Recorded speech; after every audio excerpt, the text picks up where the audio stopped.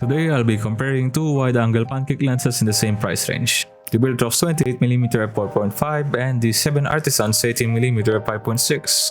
The 7Artisans 18mm f5.6 lacks autofocus, but manually focusing a wide-angle lens with an f5.6 aperture isn't particularly difficult.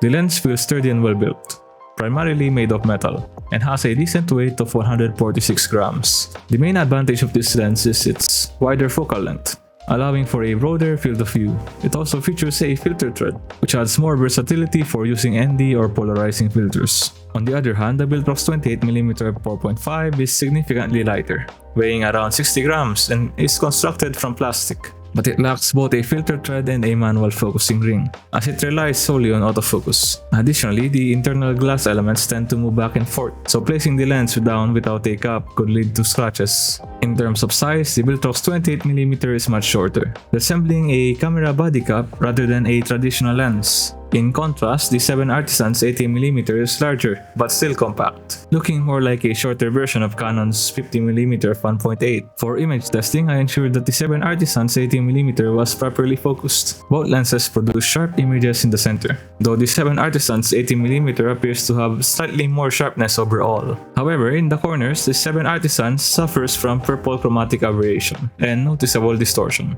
The extra 10mm makes a significant difference in field of view.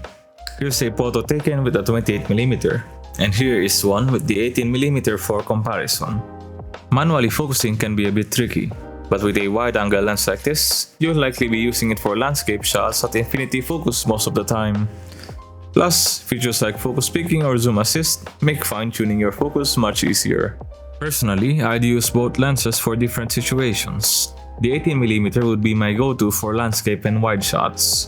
Once the vignetting is corrected in Lightroom, the images turn out great. The 28mm on the other hand is perfect for moments when I don't have time to manually adjust focus. Its autofocus makes it a more convenient option for quick shots.